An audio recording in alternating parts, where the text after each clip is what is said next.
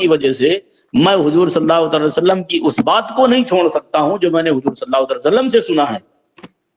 ارے وہ تو میں نے حضور کے کہنے پر عمل کیا ہے نا، ان گواروں سے میرا کیا لینا دینا ہے، کچھ بھی بولتے رہے.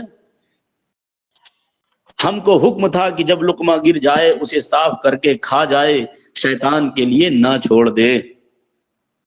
حدیث نمبر 22. ابن ماجہ نے ام المومنین عائشہ رضی اللہ تعالیٰ عنہ سے روایت کی کہ نبی کریم صلی اللہ تعالیٰ علیہ وسلم مکان میں تشریف لائے، روٹی کا ٹکڑا پڑا ہوا دیکھا.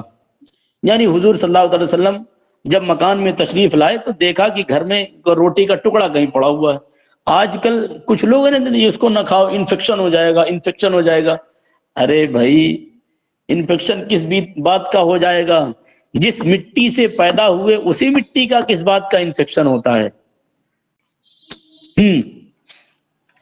تو روٹی کا ٹکڑا پڑا ہوا دیکھا، اس کو لے کر پوچھا، پھر کھا لیا. اب حضور صلی اللہ علیہ وسلم سے بڑھ کر کے تو کوئی نہیں ہو سکتا ہے. اور فرمایا عائشہ اچھی چیز کا احترام کرو کہ یہ چیز یعنی روٹی جب کسی قوم سے بھاگی ہے تو لوٹ کر نہیں آئی.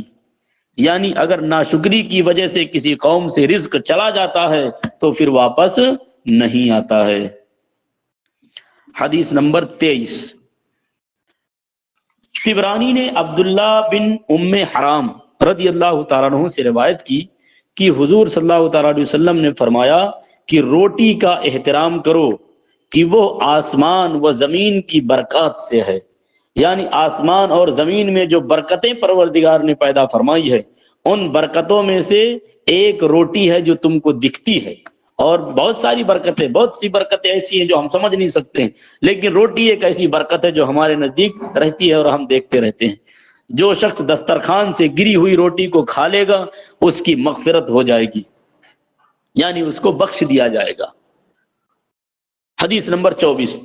دارمی نے اسما رضی اللہ تعالیٰ سے روایت کی کہ جب ان کے پاس سرید لایا جاتا تو حکم کرتی کہ چھپا دیا جائے کہ اس کی بھاپ کا جوش ختم ہو جائے، اور فرماتی کہ میں نے رسول اللہ صلی اللہ علیہ وسلم سے سنا ہے کہ اس سے برکت زیادہ ہوتی ہے، اس سے برکت زیادہ ہوتی ہے. سرید کیا ہوتا ہے؟ سرید یہ ہوتا ہے کہ شوربے میں روٹی مل کر کے کھانا. شوربے میں روٹی ڈبو کر کے نہیں، شوربے میں روٹی مل کر کے شوربے میں ڈال دینا، پھر جب وہ قاعدے سے اس میں شوربہ جذب ہو جائے پھر اس کو کھانا، اس کو سرید کہتے ہیں. حدیث نمبر 25. حاکم جابر رضی اللہ تعالیٰ عنہ اور ابو داود اسما رضی اللہ تعالیٰ عنہ سے روایت کرتے ہیں کہ ارشاد فرمایا کھانے کو ٹھنڈا کر لیا کرو کہ گرم کھانے میں برکت نہیں ہے.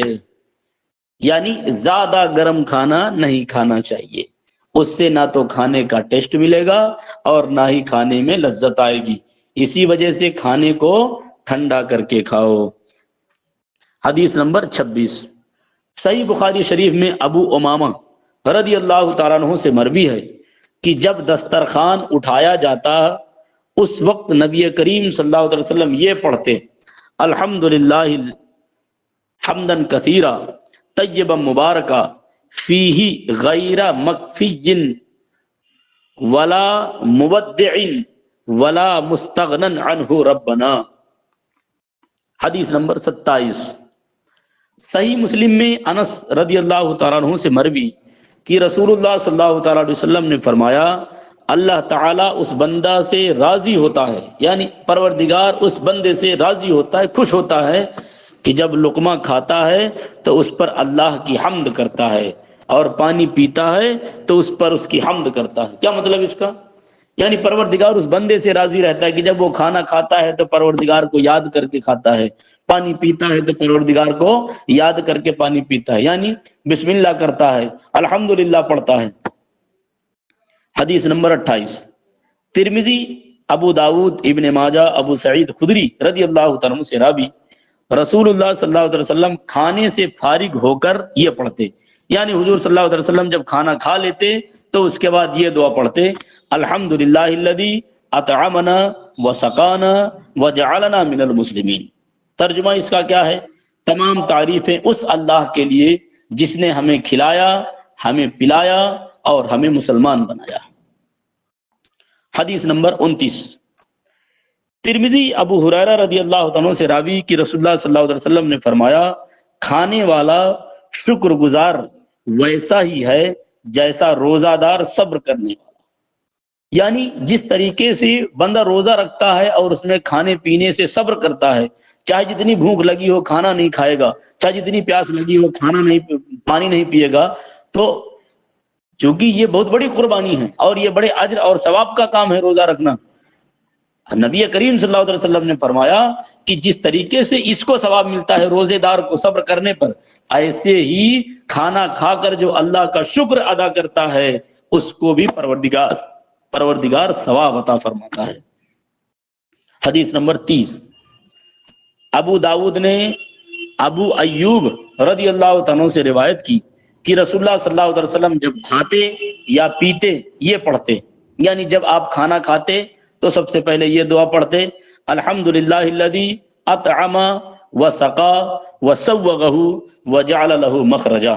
یہ دعا آپ پڑھتے کھانا کھانے سے پہلے۔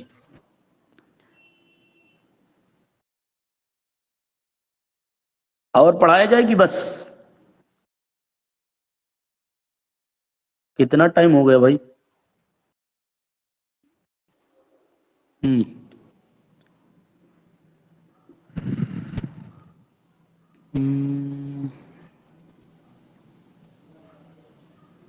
بس یہیں تک رہنے دیجیے اب۔